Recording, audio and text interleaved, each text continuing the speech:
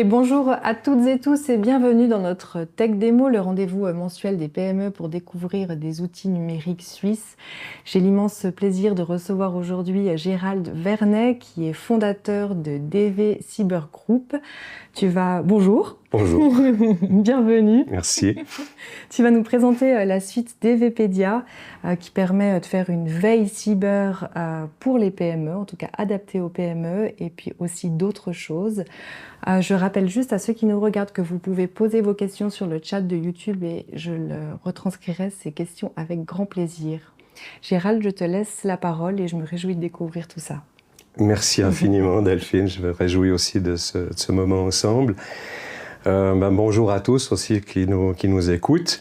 Gérald Vernet, donc, comme le disait Delphine, fondateur de cette société, DV Cyber Group.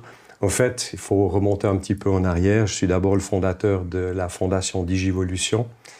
Et puis on a créé ensuite DV Cyber Group comme bras opérationnel pour pouvoir faire tout ce que la fondation, avec ses structures, n'est pas en mesure de faire. Donc, on a une société dont l'ADN est celui de cette fondation. Cette fondation dont le slogan, c'est « Prepare for the next ». Donc, nous essayons de nous mettre dans une logique d'anticipation, car nous estimons que tous les défis de la mutation numérique, si on veut un jour les maîtriser, il faut vraiment les comprendre avant qu'ils nous sautent à la figure. Quand on a le nez dans le mur, c'est vraiment trop tard. Et le slogan de DV Cyber Group, c'est In the Spirit of Digivolution. C'est vraiment pour transformer ce que le think tank de la fondation a créé. Donc, moi, mon parcours, d'abord, je ne suis pas informaticien. Je suis géologue, météorologue, expert en politique de sécurité. J'ai notamment conçu pour l'armée suisse le domaine des opérations d'information, début des années 2000. J'ai été vice-directeur de la stratégie nationale de cybersécurité. Et puis ensuite, délégué du chef de l'armée, puis délégué du chef du département de la défense pour la thématique de la cyberdéfense. En fait, c'est un peu comme Obélix, je suis tombé dans le chaudron, moi, il y a 25 ans, pour la cybersécurité. J'ai vécu, en fait, toute cette montée en puissance. J'ai beaucoup aussi servi notre armée jusqu'à relativement haut niveau. Pas en tant que général, mais on a tous nos petits regrets.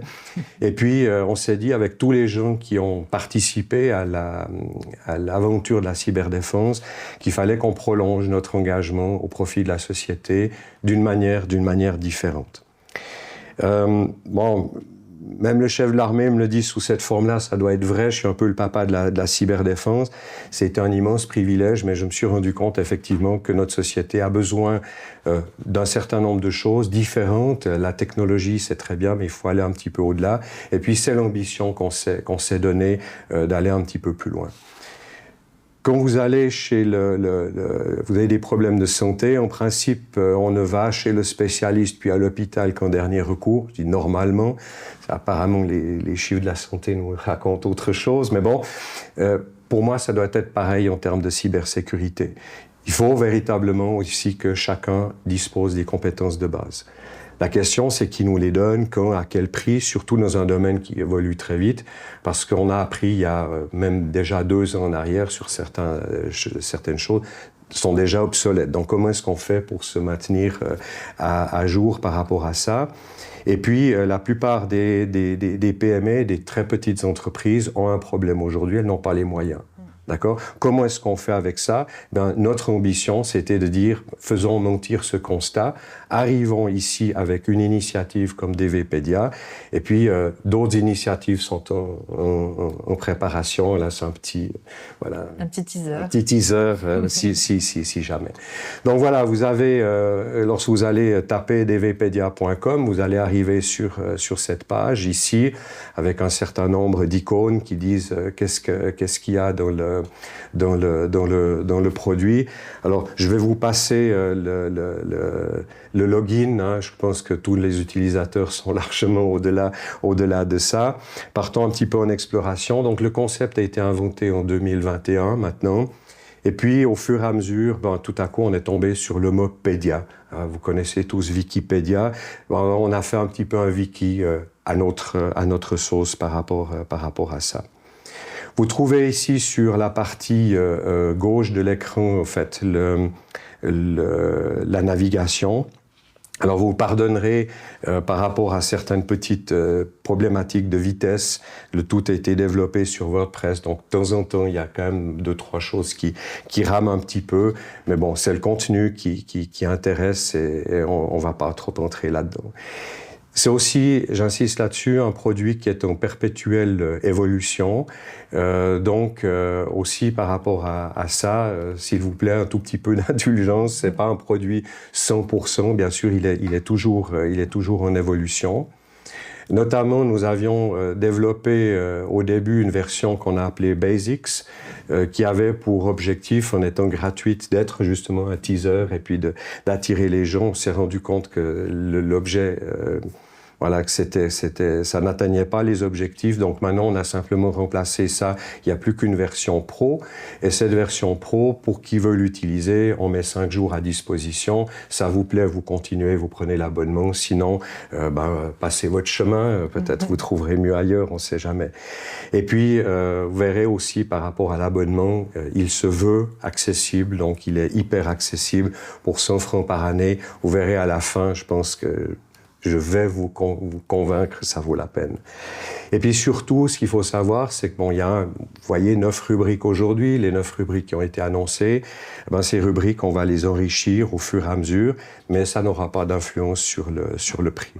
Ce que nous souhaitons avec DVPedia, c'est que vous ayez là un one-stop shop, un endroit où vous n'êtes pas obligé de vous faire 100 pages Internet pour aller trouver les informations, passer du temps, time is money, mais surtout aussi, qu'est-ce qu'on vous sert? Est-ce qu'on vous sert des choses qui sont biaisées par rapport aux objectifs, aux intérêts de tout un chacun? Vous verrez, il y a un gros travail de curation qui est fait de notre côté et qui doit donner effectivement sa valeur à l'outil. Je commence ici maintenant par la thématique des newsletters. Depuis que nous avons créé Digivolution, on a publié il y a quelques jours maintenant la 102e déjà newsletter. Alors, c'est pas la newsletter qui va vous raconter la dernière attaque à la mode, mais on va essayer justement dans cette optique de dire ce qui est important aujourd'hui pour nous, c'est le décideur. On va essayer ici d'élargir l'horizon, d'élargir de la littératie cyber des décideurs. Pour nous, le décideur, c'est la personne clé. Si cette personne dans l'entreprise comprend les enjeux, investit dans ces enjeux, l'entreprise fera juste. Si c'est juste le pauvre informaticien, 3e sous-sol à côté des toilettes, qui dit « chef, chef, chef, il faut », on va pas l'écouter, ça n'ira nulle part. Vraiment, nous voulons passer par les décideurs. Vous le verrez aussi en surfant dans ces newsletters. Le but, c'est pas de venir dire voilà, t'as chopé le dernier virus, comment est-ce qu'il faut faire avec. Vous voyez ici, la dernière newsletter, c'est un peu aussi de l'expérience personnelle. Je suis dans ma voiture, quelqu'un me fait une vacherie sur la route, et puis j'y vais d'une volée de bois vert, et ma voiture me dit je peux vous aider? Moi, je lui réponds je t'ai rien demandé. Elle me répond, bon, alors je me tais. D'accord? Donc, on est ici dans cette problématique Copilot, vous le voyez avec les produits Microsoft, aussi avec Recall. Toute cette problématique ici, nous essayons de la discuter. On va pas prendre position, mais on amène des exemples, on essaye d'enrichir, en fait, la discussion. C'est véritablement notre ambition. Et puis tout cela, il faut le mettre dans le contexte. Lorsque nous partagions encore quelques mots avec Delphine tout à l'heure dans la préparation de cette émission, je disais finalement, il n'y a que 32 ans, le saviez-vous, que des navigateurs web existent. Alors j'ai eu l'occasion de rencontrer Robert Caillot, qui était un des camarades de développement de Tim Berners-Lee. Voilà, le monde a changé et vraiment c'est notre optique, notre ambition ici de vous accompagner, d'accompagner les décideurs dans cette exploration. Pour cela, nous avons ensuite DV Topic. DV Topic, c'est un produit qu'a développé en fait un de nos partenaires de l'EPFL, le professeur Karl Haberer, avec Linkelong, qui a fait un boulot époustouflant par rapport à ça.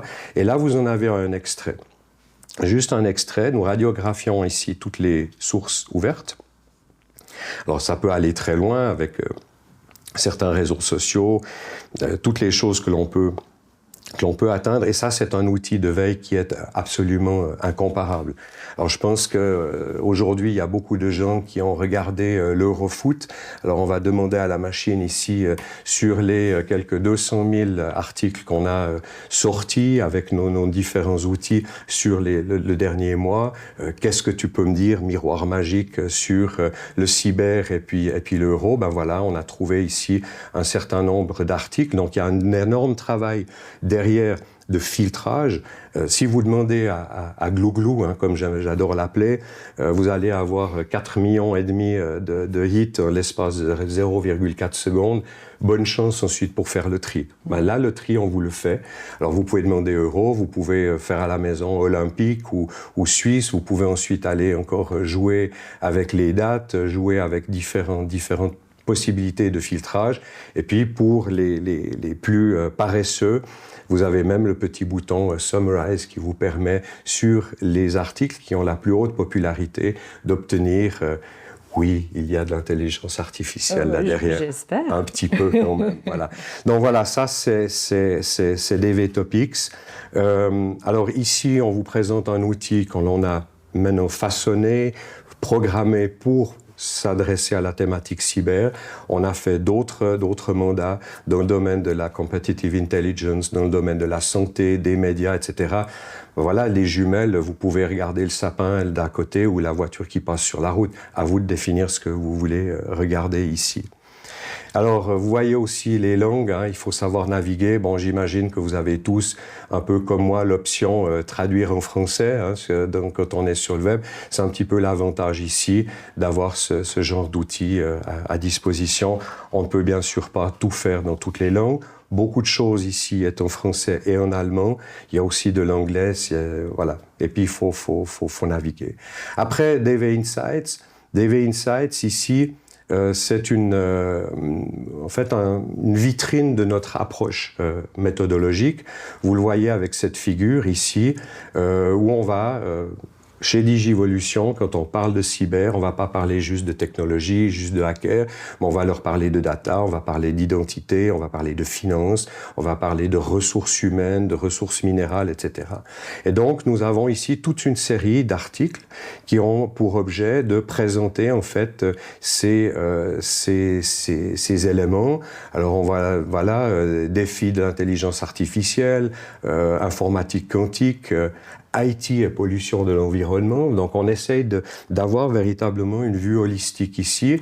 Et puis là-dedans, vous pouvez naviguer soit à travers des tags. Qu'est-ce qu'on va me dire dans le domaine de la démographie? Est-ce que je vais trouver, voilà, j'ai un article ici, Melting Pot, qui vient. Ce sont tous des articles qui sont courts.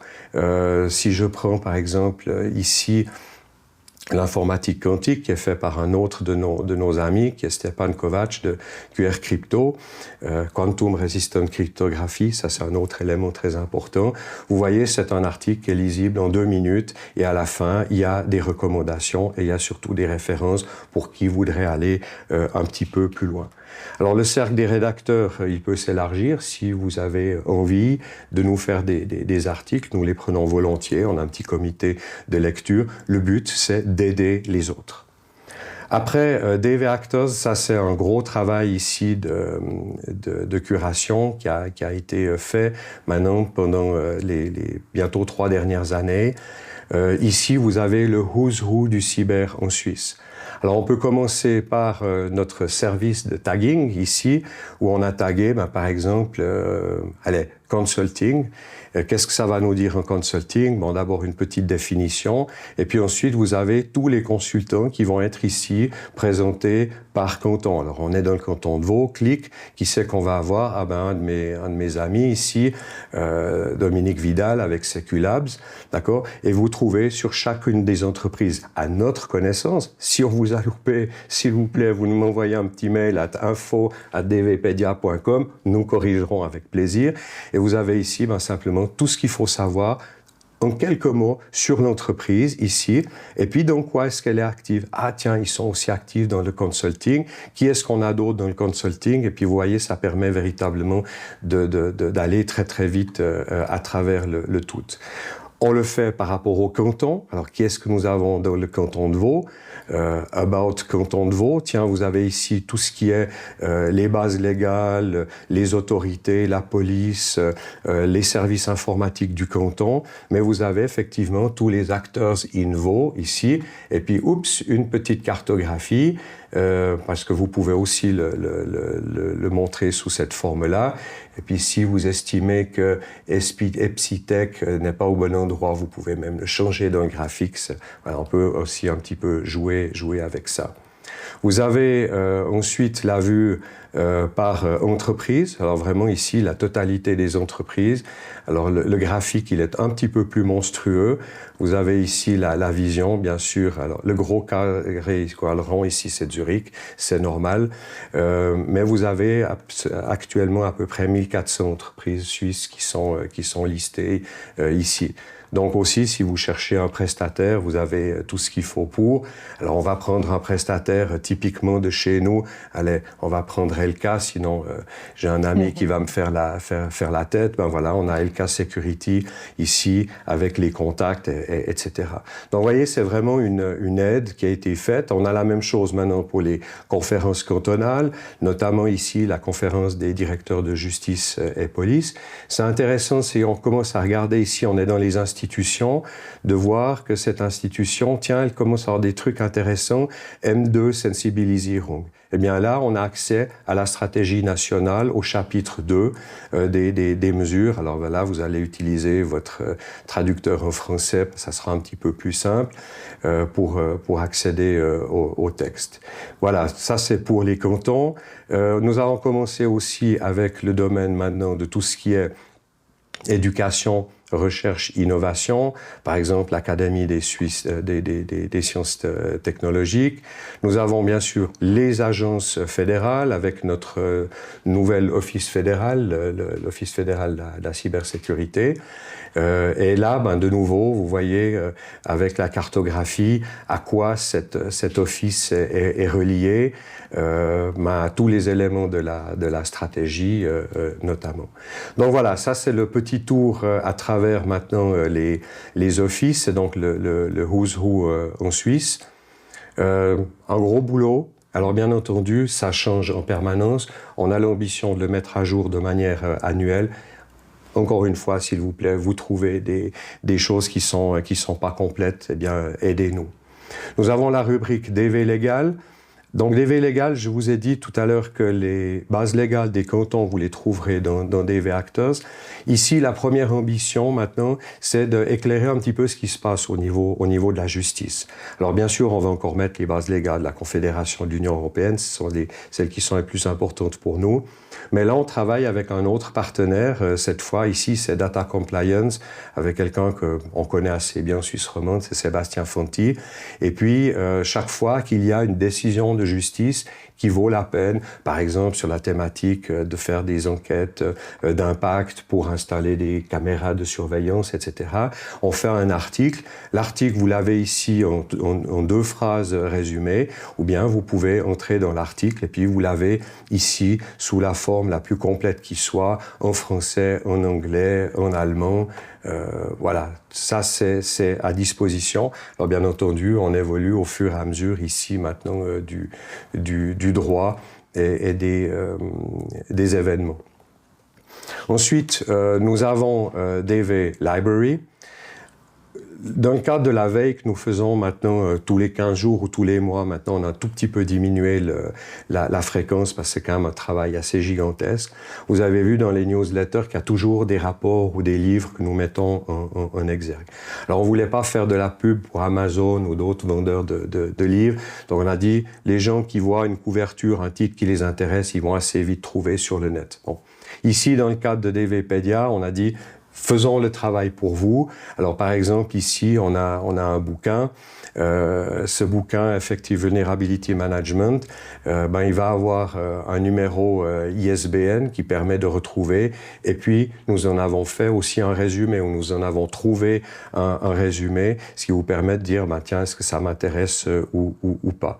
Donc ça aussi, c'est un élément qui est important. Actuellement, il y a déjà 140 objets qui sont à disposition. Et croyez-moi, il y a pas mal de perles qui sont là-dedans. Après DV Events, vous vous ennuyez le week-end prochain, vous ne savez pas où aller, il y a match. Non, il y a peut-être un événement de cybersécurité quelque part que vous pourriez aller visiter. Donc nous avons simplement mis à disposition un agenda. Voilà, ça rame en ce moment, c'est des choses qui arrivent. Et dans cet agenda, vous allez trouver classé soit par association ou par, si c'est plutôt d'ordre, comment dirais-je, promotionnel ou académique, on va trouver des accès à différentes manifestations. Alors voilà, l'effet démo qui est en train de se mettre en place. Dans Event. Voilà, on devrait aller dans Event. Mais voilà, ça rame. La connexion est là. Alors, je suis désolé. Nous y voilà. Donc voilà, vous avez ici l'agenda du mois de juillet et vous avez les différentes manifestations qui sont montrées. Par exemple, ici, celle de l'ASUT, l'Association suisse des télécommunications. Alors voilà, vous venez avec la souris, hop, vous en avez tout de suite un résumé. Et puis, on peut même aller un petit peu plus bas, ici, voir le site. On a ici donc directement accès au site des organisateurs et puis on peut remonter dans les mois derrière. Alors, je ne vais pas aller dans les mois qui viennent parce que les mois d'été, c'est des mois qui sont très calmes. Donc, pour l'instant, il n'y a pas grand-chose à dire. Mais voilà, les prochaines semaines pour nous vont être très, très intenses pour rechercher. Après, je vous amène sur DV Assist. Alors, DV Assist, c'est quelque chose... je pense, d'assez unique ici. Voilà, vous avez une question, tout ce que vous avez jamais osé demander à maman, voilà, faites-le avec DVPedia. Vous nous envoyez un email et je pense que c'est ça qui est peut-être aussi un des éléments particuliers, c'est que c'est pas juste une plateforme, une suite que nous mettons à disposition. Nous sommes là aussi pour nos abonnés s'il y a des questions. Je reviens sur le prix tout à l'heure, on parlait de 100 francs par année. Je prends juste un petit exemple. Il y a quelques jours en arrière, une dame s'adresse à moi et me dit, voilà, j'ai été victime d'une escroquerie aux crypto-monnaies. Qu'est-ce que je dois faire ? Moi, en 10 minutes, je lui ai donné la réponse, vous allez vers telle ou telle personne, etc. Alors, on a un petit peu le 111 ou le Minitel du... voilà, mais cette dame, en 10 minutes, elle a eu la réponse. Qu'est-ce qui serait passé si elle s'était adressée à son avocat ? Je pense qu'elle aurait déjà dépensé ça, d'accord ? Mais elle n'aurait pas pu revenir une deuxième fois pour le même prix. Donc voilà, c'est un petit peu la chose sur laquelle je voulais rendre attentif.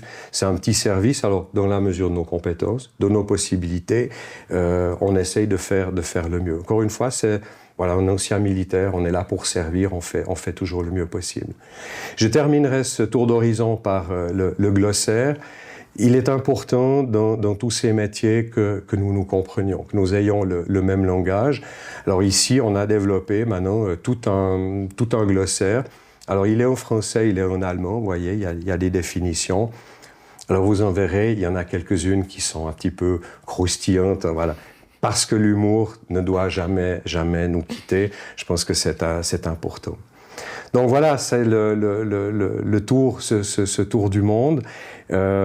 Comme je vous le disais, l'idée, l'ambition, c'est d'être au service d'eux. C'est, vous le comprenez aussi, un projet collaboratif. Donc, si vous arrivez avec des idées, des suggestions, et qu'elles entrent dans notre cadre, dans notre concept, ben, on se réjouira de les mettre en œuvre. Bien sûr, ça coûte en temps, donc on verra comment le faire. Voilà. Et puis là, Delphine, un immense merci pour m'avoir invité aujourd'hui. Et vous savez, c'est dans un environnement qui est assez particulier parce que on a eu, il y a quelques jours en arrière, le rapport de FedPol sur la situation de la cybercriminalité en Suisse, qui a dépeint une image qui est vraiment mauvaise. Donc, il faut vraiment qu'on s'y mette. Nous avons, il y a eu 2 mois et demi maintenant en arrière, la stratégie de l'Office fédéral de la cybersécurité.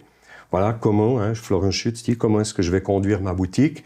Et puis, il y a une introduction. Et dans cette introduction, je vous recommande de la lire parce que l'image qu'il dépeint de notre pays n'est vraiment pas bonne.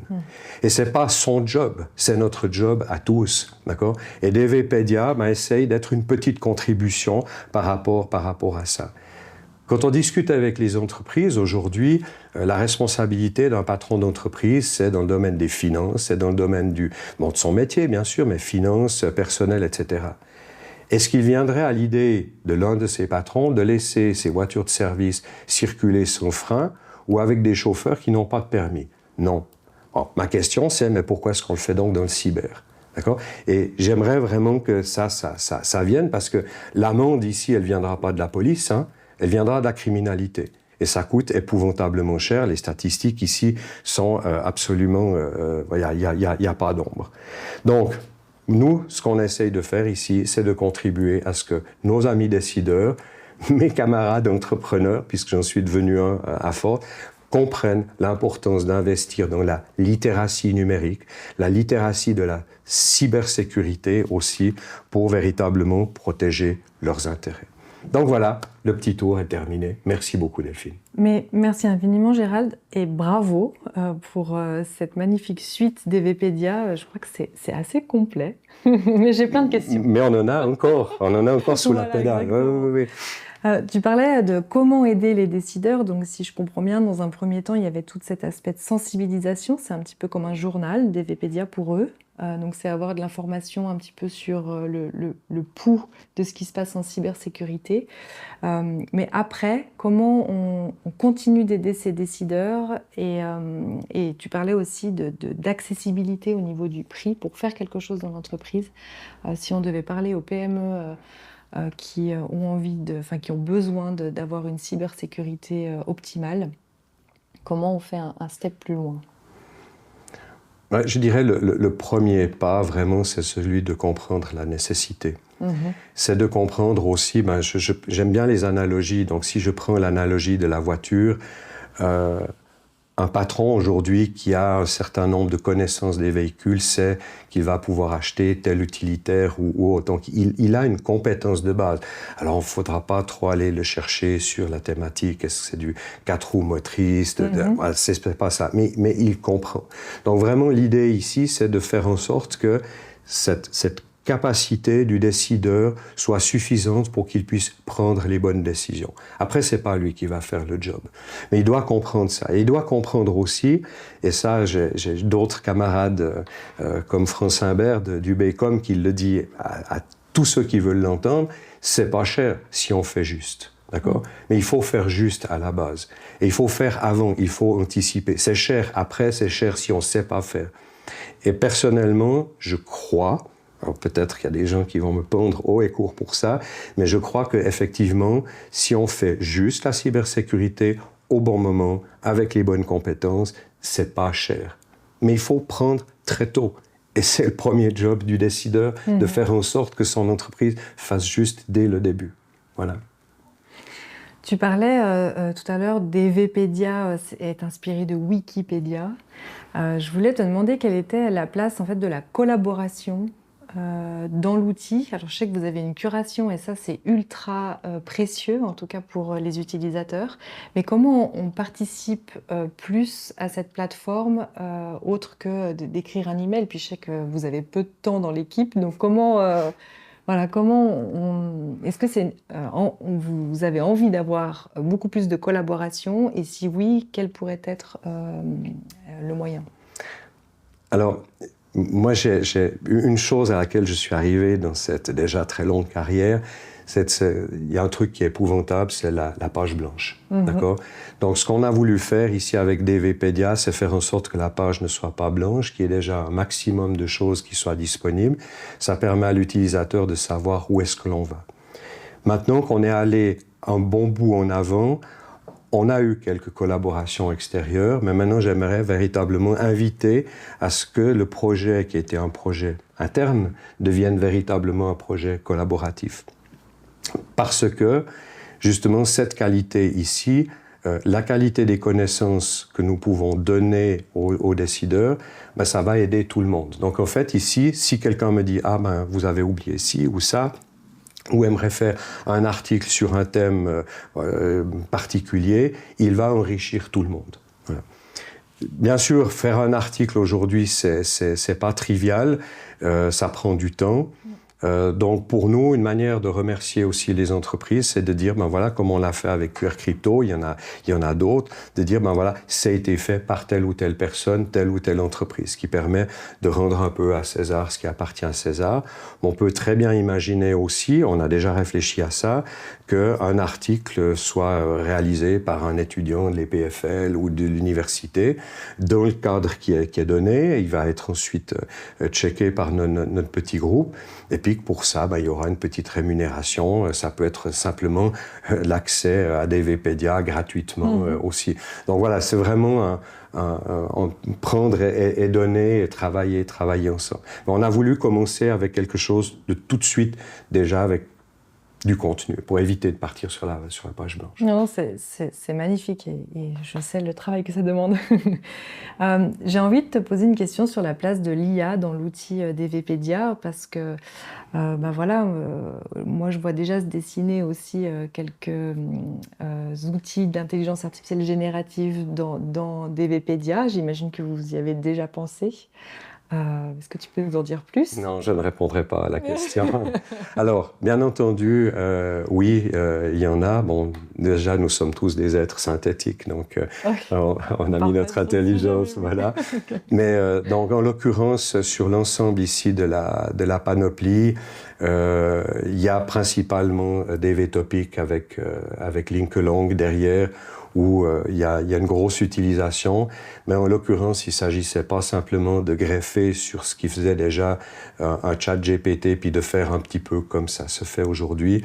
Derrière, c'est 10 ans d'expérience, d'expérimentation, de recherche, etc. Donc, si on prend ici DVTopic, je peux dire avec fierté, pour nous, parce qu'on est partenaire, mais pour Linkelong, qu'on est à la pointe de la technologie avec ça. Et c'est bien notre ambition d'aller plus loin, et notamment par rapport aux produits qui sont prévus.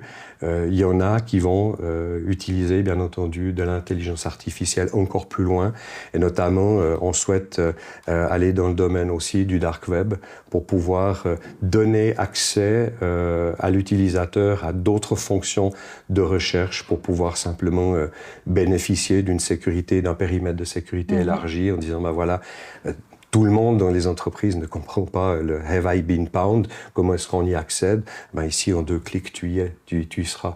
Donc oui, l'intelligence artificielle, oui, sans aucun doute, mais avec beaucoup de prudence, parce qu'on connaît les avantages et les inconvénients aussi de la technologie. Donc on n'aimerait pas d'un côté tenir un discours et puis de l'autre côté faire quelque chose de complètement différent aussi. Non, non, complètement. Dans un cadre vraiment très délimité. Tu parlais tout à l'heure de répondre à cette dame. Enfin, je sais que tu as un agenda ultra chargé.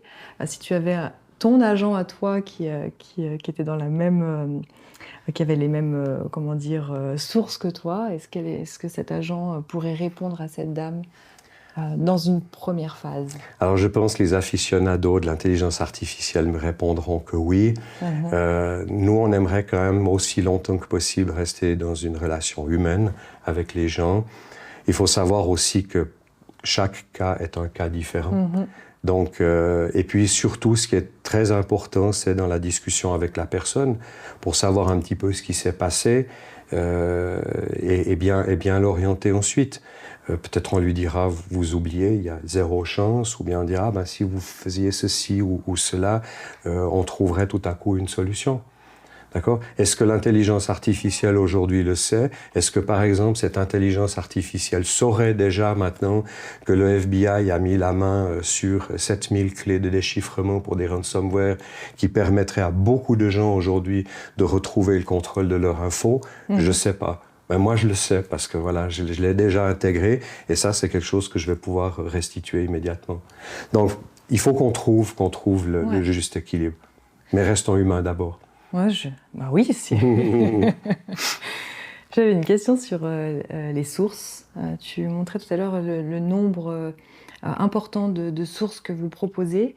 Est-ce que vous avez fait un premier filtrage et est-ce que ces sources sont de manière internationale? Est-ce qu'on a des sources anglo-saxonnes, mais aussi qui proviennent de Chine ou d'autres pays du monde? Non, là est toute la difficulté, effectivement, pour éviter les biais. La réponse est oui. En fait, on a vraiment, pour l'ensemble des outils, alors c'est clair que si on parle de Dave Actors, on parle que de la Suisse, donc il n'y a pas besoin d'aller chercher plus loin, mais Insight, News, Library, etc., oui, bien sûr, on va chercher le plus loin possible. On a des sources. Bon, d'abord, ce qui se fait en automatique avec nos amis de Linkelong, où là, il y a une énorme quantité de sources qui ont été identifiées. On parle de dizaines de milliers de sources qui sont checkées toutes les 10 minutes par la machine. Mais pour les articles, on parle aussi d'un réseau. D'accord ? Un réseau, si on prend par exemple, dans le cadre de la Fondation, on a un comité consultatif, c'est une trentaine de personnes, et chacun de son côté cherche, entend, puis dit « Ah ben tiens, ça a de la valeur, etc. » Et donc nous met à disposition cette information. J'ai des amis à travers le monde qui travaillent dans différents domaines et qui partagent leurs découvertes, etc. Donc c'est vraiment... Aussi, il y a ce premier niveau d'enrichissement humain à la base qui est là. Après, il y a la diversité. Est-ce qu'il faut prendre que comme argent comptant les sources occidentales ? On essaye aussi de voir comment les autres pensent. D'accord ? Donc, c'est plutôt à travers la newsletter qu'on va le faire. On va essayer un petit peu de relativiser un certain nombre d'énoncés. Quand on nous dit les Russes et les Chinois nous attaquent, ben moi j'aime bien aussi mettre la petite vidéo de François Fillon, ancien Premier ministre français sous Sarkozy, qui disait ben voilà, c'est avec nos alliés américains qu'on a eu le plus de problèmes. Donc on essaie d'avoir une position sans biais, avec le plus de neutralité et d'objectivité, sans pour autant faire la leçon à tout un chacun. J'ai l'impression que le think tank joue aussi un rôle dans la curation et justement apporte cette valeur ajoutée. J'ai l'impression aussi que vous retranscrivez du vécu, que je pourrais traduire, je ne sais pas si tu seras d'accord avec ça, mais avec des signaux faibles que vous essayez ensuite de décomposer et de comprendre en fait de manière plus large qu'est-ce que ça veut dire et quels sont les impacts et les enjeux. Si ça c'est vrai, qu'est-ce que vous... au sein du think tank, comment vous avez l'habitude de travailler et ensuite, qu'est-ce que tu vois, toi, comme enjeu dans la cybersécurité ? Alors effectivement, le think tank est important parce que on peut parfois, sur notre réseau, prendre un certain nombre de positions, faire des hypothèses, et puis tout à coup, il y en a un qui arrive et qui dit « Oh non, c'est pas du tout comme ça, etc. » Donc, c'est intéressant d'avoir cet échange-là. Il y a différentes sensibilités. Alors, tous ne participent pas avec la même intensité, mais c'est vrai que c'est important, cet échange. Je crois qu'il est important de rester intellectuellement attentif et de ne pas tomber dans différents biais, de toujours se poser des questions. Maintenant, les défis que je vois ici sont surtout des défis de continuité, parce que c'est un gros boulot à faire. Pour nous, c'est le défi aussi de la notoriété pour que ce travail soit connu du plus grand nombre. Et encore une fois, cette émission ensemble aujourd'hui, c'est quelque chose pour nous, pour les objectifs qui sont les nôtres, de formidables. Et je m'en réjouis. Ça, ce sont nos défis par rapport au think tank aujourd'hui. Oui. Tu parles, on est aujourd'hui en live sur YouTube, la vidéo prend de plus en plus d'importance. Est-ce que vous envisagez de mettre, ou il y a peut-être déjà des sources vidéo sur DVPedia? Alors, on le met sur la newsletter, on met toujours l'une ou l'autre vidéo en relation, mais non, on n'a pas encore de vidéo sur DVPedia. Bon, alors je vous assure, chers amis, je ne suis pas fake news.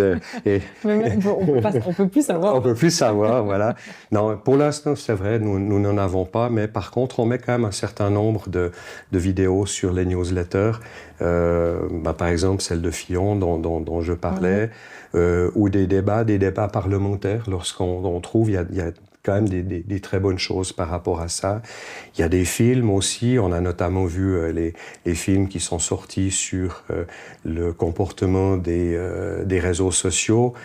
J'ai plus le terme en tête, mais il y a 2 ans en arrière, ce fameux film qui était sorti d'ailleurs sur Netflix par rapport au comportement des Facebook et autres réseaux qui sont importants.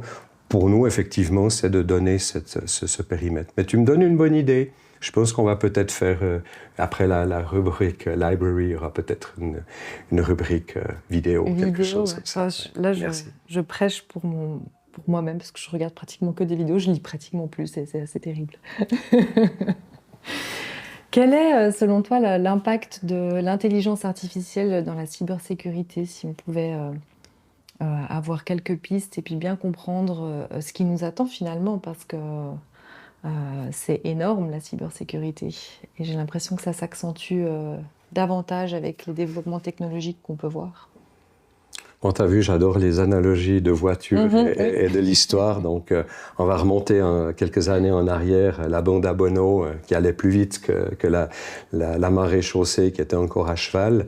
Bon, entre-temps, la marée chaussée, c'est quand même équipé avec des voitures, donc je pense qu'il faut voir l'intelligence artificielle d'abord comme une extraordinaire chance, d'accord ? Il y a plein de promesses là derrière, notamment pour la cybersécurité, pour augmenter la capacité de nos défenseurs en fait à découvrir les vilains qui se cachent dans les réseaux. Mais en même temps, il y a 2 soucis qu'il ne faut pas sous-estimer. Le premier, c'est que les vilains sont souvent beaucoup plus rapides et agiles pour incorporer les nouvelles technologies. On va le voir d'ailleurs aussi avec tout ce qui est l'informatique quantique. Dès lors que les machines seront disponibles, je pense que dans certains cantons, du temps que ça soit mis au budget, décider, oui, mais est-ce qu'il faut vraiment? Et puis le parti X n'est pas d'accord avec le parti Y. 5 ans plus tard, le canard était toujours vivant. Vous connaissez l'adage. Le criminel qui sait qu'il va pouvoir faire des dollars assez vite avec, il va aller très vite. Donc ça, c'est la problématique de cet usage. Et puis il y a aussi, je dirais, les dérives d'une intelligence artificielle. Je parlais tout à l'heure de ma voiture. Maintenant, peut-être que j'aime dire ou faire quelque chose dans mon secteur privé qui peut-être pour certains sera moralement répréhensible, peut-être ça sera même juridiquement répréhensible. Est-ce que cette intelligence artificielle-là va tout à coup alerter la marée chaussée pour dire Gérald, il fait des trucs pas terribles? Où sont les limites là? Et moi, c'est un petit peu ce qui m'effraie aujourd'hui, c'est que nous ne sommes pas, en tant que société, en mesure d'accompagner correctement ces technologies pour qu'elles soient d'abord gagnantes pour nous avant d'être des soucis. Je me souviens quand Facebook est arrivé, je travaillais à Berne. D'ailleurs, on ne savait pas comment faire avec nos collaborateurs qui étaient toujours sur leur smartphone. Puis alors, la cerise sur le gâteau, c'était les Pokémon. Quand il y en a qui passaient les fils de fer barbelés parce qu'au milieu de la cour, il y avait un Pokémon super valable. Et puis, ils se sont fait pacter par la police. Donc, et nous, on ne savait pas comment réagir. Donc, on est en retard par rapport au développement technologique. Ça, c'est une chose qui m'inquiète. Mais je suis d'abord un grand enfant et puis j'aime jouer aussi avec cette technologie, voir ce qu'elle a dans le ventre et puis aussi m'émerveiller. Il ne faut pas non plus oublier ça. Absolument. Tu parlais tout à l'heure, effectivement, avant qu'on attaque cette tech démo, de mutation technologique ou mutation digitale plutôt que Ouais. transformation. J'ai beaucoup aimé ce mot mutation. Est-ce que tu peux nous en dire quelques mots? Ouais, avec plaisir. Dans le vocabulaire de tous les jours, on parle de la transformation numérique, de la numérisation, de la digitalisation, etc. Et nous, dans notre approche aussi philosophique de société, on veut aller plus loin. Dans ces réflexions-là, on s'est aperçu que d'un point de vue du vocabulaire, ces termes ne reflétaient pas la réalité. En fait, mutation, il faut le comprendre. Non pas qu'on a des mutants qui vont nous tomber dessus, hein, mais vraiment sous le sens biologique. Alors, j'ai dit, je suis géologue, hein, donc j'ai travaillé avec des millions et des milliards d'années. Et là, on a vu à un moment donné le poisson qui est sorti de l'océan, qui est devenu souris, raton laveur ou éléphant. D'accord ? Il a fallu tout ce temps-là de la mutation. Alors nous, notre mutation, elle est allée beaucoup plus vite, hein, avec les premiers microprocesseurs et circuits intégrés dans les fusées qui sont allés sur la Lune. C'est très très récent. Je disais tout à l'heure, le web c'est 32 ans, donc ça va terriblement vite ici. Mais on a ici dans cette accélération, tu sais quoi? Oui. Par rapport à cette mutation, c'est allé extrêmement vite. Maintenant, si on remettait la souris, le raton laveur et l'éléphant dans l'eau dans les mêmes délais, ils n'ont pas le temps de redévelopper des branchies, ils vont se noyer. D'accord? Notre société est exactement là aujourd'hui. Elle a eu cette mutation, elle est allée tellement loin dans la numérisation que revenir en arrière, c'est la noyer, c'est la faire disparaître.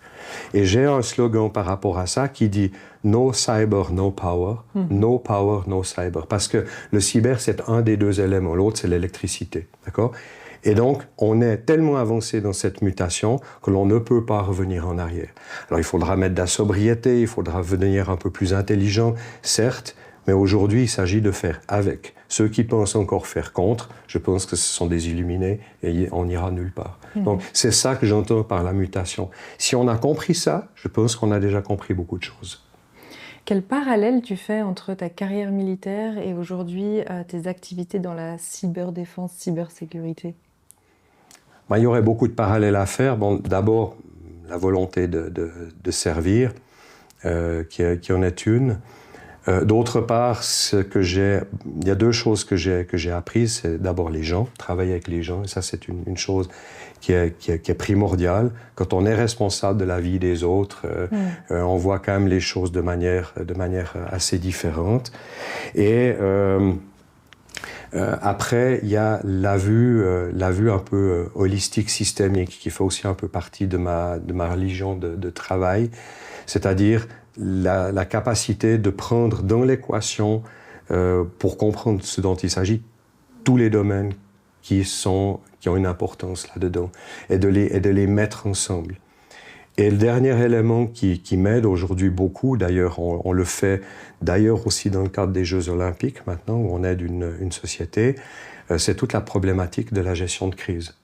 Parce que même si on s'est bien préparé, même si l'enfant a appris à marcher, un jour il va finir sur les genoux puis il faudra mettre des sparadraps. Donc il va falloir gérer la crise. Et ça, c'est des métiers que nous, les autres militaires, même si parfois les institutions travaillent un petit peu différemment, mais qu'on a appris, que l'on maîtrise, et ça, c'est une sacrée richesse. On aime vous voir quand il y a une crise. Oui, c'est un peu comme les pompiers, voilà. Ouais. J'avais une question plutôt sur les décideurs. Quel niveau ils ont, où est-ce qu'ils en sont aujourd'hui? Quel niveau faut-il avoir en fait pour comprendre aussi les écrits qu'il y a dans DVPedia ou le type d'information? Et est-ce que tu vois un écart qui est en train d'opérer avec ce monde des nouvelles technologies qui évolue très vite, et puis après tout ce que tu dois faire au quotidien pour faire tourner une entreprise? Dans quel état d'esprit sont les décideurs? Bon, d'abord, moi, tous les décideurs que j'ai rencontrés jusqu'à maintenant sont des personnes qui sont responsables. Donc, les accuser de faire quelque chose de mal ou de leur faire peur, c'est pas ma tasse de thé. Ce que je vois aussi comme jeune entrepreneur maintenant, c'est que Le patron, c'est le premier qui arrive au bureau, qui lève les stores. C'est le dernier qui repart après avoir vidé les poubelles. Et c'est un métier de fou. Et d'exiger qu'il devienne un expert là-dedans, il ne faut pas rêver. Par contre, ce que j'observe, c'est que beaucoup ont des compétences très élevées et surtout des compétences pour comprendre les choses. Et nous, ce qu'on a fait avec DVPedia ici, c'est de tenir un langage que n'importe qui peut comprendre. Je prends juste un exemple vécu, parce que c'est un exemple important pour moi. J'étais délégué pour le chef de l'armée à la cyberdéfense. Je travaillais chez le directeur du renseignement militaire qui m'appelle, me dit « Écoute, viens, prends ton ordi, viens dans mon bureau, il faut que je te présente à quelqu'un, que tu montres ce que tu fais. » Il y avait là un général, et puis en me présentant, je lui fais « Mon général, je suis géologue, météorologue, expert en politique de sécurité. » Et le bonhomme, il s'est effondré dans sa chaise, il s'est calé, grand soupir, etc. Puis il dit « Ah, je vais enfin comprendre quelque chose. » D'accord ? Donc, c'est vraiment cette ambition-là. Moi, je suis très, très intelligent. Bon, j'ai besoin d'aide un petit peu, mais ça ne sert à rien de le démontrer. Pour moi, ce qui est important, c'est que la personne en face comprenne. Donc, si je peux lui parler avec son langage, mais quand même un langage qui est suffisamment proche de la technologie pour pas que les experts de la technologie me disent « Gérald, tu délires, là, c'est pas juste. » Donc, d'être en fait cet interlocuteur, ce traducteur entre un monde épouvantablement complexe, qui se développe à toute vitesse, et puis de l'autre côté, des gens qui ont un autre vocabulaire, d'accord ? Puis faire en sorte que les deux se comprennent. Ça, c'est notre ambition. Voilà. Et ça marche pas mal. Ça marche pas. N'importe qui, par rapport à DVPedia, ici, va pouvoir aller un bout avant de commencer à réclamer, je suis persuadé. C'est vrai qu'au début de la cybersécurité, il y avait beaucoup de sentiments de honte de s'être fait hacker le système, et il y avait peu de gens qui s'exprimaient. J'ai l'impression, mais c'est qu'une impression, j'ai pas de chiffres, que ça commence à changer et qu'en fait on n'a plus honte de s'être fait hacker d'une certaine manière. Est-ce que tu partages ça, et est-ce qu'on a quand même une évolution des réactions justement dans cette gestion de crise? Alors, j'aimerais d'abord passer par un énoncé qui a été fait par Marc Barbezal, responsable de la cybersécurité du canton de Vaud, quand Roll a été attaqué. Il a dit être cyberattaqué, ce n'est pas honteux. Et j'aime beaucoup cet énoncé parce qu'il est très juste. Mais moi, j'y rajoute, mais ne pas y être préparé, ça, c'est honteux. D'accord ? Alors, bon, ça, c'est un petit élément. Maintenant, malheureusement, je dois un peu doucher ton optimisme. Alors, c'est vrai qu'il y a beaucoup plus d'annonces, mais pourquoi ? Parce qu'il y a beaucoup plus aujourd'hui, la superficie du cyberespace augmente, les utilisateurs augmentent, on dit aussi aux gens de le faire. Néanmoins, la part des gens qui annoncent des incidents, elle reste extrêmement faible. Dans une de nos dernières newsletters, nous parlions d'une statistique émise à l'époque par la police cantonale vaudoise qui parlait de 10% des cas annoncés. J'avais trouvé entre-temps des chiffres du département de justice américain qui parlaient de 15%. Et dans le dernier rapport de la police fédérale, il est mis entre 10 et 20%.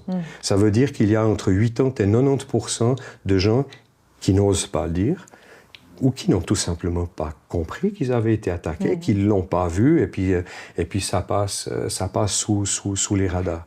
Malheureusement, il y a encore un travail gigantesque à faire ici. Plus on dénonce, plus ça aide les personnes, la communauté à justement lutter contre ce hackage, je ne sais pas si ça se dit. Hacking. Alors, j'en suis absolument persuadé. Le partage d'informations aide les défenseurs, le non-partage aide les agresseurs. Okay. Ça c'est aussi une équation assez simple. Maintenant, si je reviens sur ce rapport de FedPol et que je vois par exemple les effectifs et le budget de notre Office fédéral de la cybersécurité, il est clair que si tout à coup on doublait ou on triplait le nombre d'annonces, ils sont déjà au taquet. Donc ils sont déjà en butée de ce qu'ils sont capables aujourd'hui de faire et de traiter comme incident. Donc aujourd'hui, il est également urgent que les pouvoirs publics comprennent qu'ils doivent investir là-dedans, mais en même temps, on est dans une période où nous ne trouvons plus les talents. D'accord? Si on reprend les chiffres de ICT formation professionnelle, il y a encore une année ou 2 ans en arrière, qui disaient d'ici la fin de la décennie, sur les à peu près 260 000 personnes dans notre domaine, il va en manquer 120 000. Nous en formons 40. Nous allons gagner 40 sur l'Union européenne parce que nos salaires sont meilleurs. Et puis il y a encore 40 000 qui sont monsieur et madame vacants. D'accord? Donc ici, ça va être aussi très difficile de trouver cet équilibre-là. Donc oui, plus de dénonciation, c'est bien, c'est nécessaire. Mais de l'autre côté, il faut aussi que l'on dimensionne correctement l'outil. Sinon, ça ne sert à rien. Alors on a des belles statistiques, ouais, ça fait plaisir. Mais pour les victimes, eux, ça ne change pas grand-chose. Hein. Justement, j'ai une dernière question sur ces 10 prochaines années. Ça peut être une réponse longue, parce qu'il y a beaucoup de choses à dire. Déjà, comment tu envisages l'évolution de la suite DVPedia si tu avais une baguette magique et que tu pouvais faire absolument ce que tu voulais? Et puis aussi peut-être dans l'écosystème cyber, comment est-ce que tu vois un peu l'évolution des choses? Bon, pour DVPedia, ma vision, c'est que nous soyons submergés par le nombre d'abonnés. Mais aussi, ce que je souhaite ardemment, on en a parlé tout à l'heure, c'est que ça devienne vraiment un outil collaboratif qui fait que tous les gens qui ont des besoins, qui ont des idées, nous les donnent et nous permettent de véritablement ici faire un outil utile pour le plus grand nombre. Maintenant, c'est les 10 ans qui viennent, quand j'observe l'accélération des 10 dernières années en termes de cybersécurité, je dois avouer quand même être un peu pessimiste parce que en France, sur les 3 dernières années, on admettait 400% d'augmentation des cas. En Suisse, j'ai plus exactement les chiffres en tête sur les 4 dernières années, mais on est entre 250 et 300%.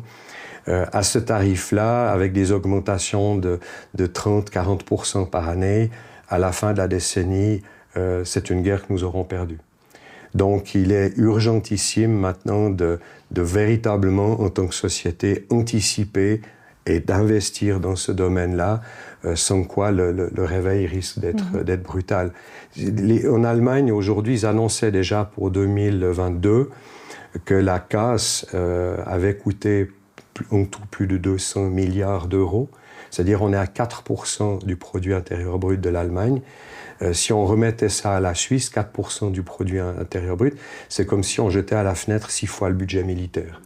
Donc, bien sûr, ces chiffres ont leur zone grise, bien sûr, c'est pas aussi simple que ça, mais pour moi, ce sont des indicateurs qu'au terme maintenant de vision d'ensemble, nous avons un gros problème qui nous vient dessus et qui va être accéléré par les technologies dont on a parlé tout à l'heure. Donc oui, je ne suis pas très optimiste par rapport à tout ça. Bon, en tout cas, merci pour nous proposer cette suite DVPedia. C'est très abordable, j'encourage vraiment toutes les PME à s'inscrire aujourd'hui sur la plateforme, à collaborer maintenant ou dans le futur. Nous donnerons également, pour ceux qui se sont inscrits à l'événement, les coordonnées de l'équipe DVPedia et de Gérald, si ça ne te dérange pas. Donc n'hésitez pas à les contacter. On vous remercie de nous avoir suivis. On vous donne rendez-vous en juillet pour une prochaine Tech Démo. Je vous souhaite un très bon appétit et à bientôt.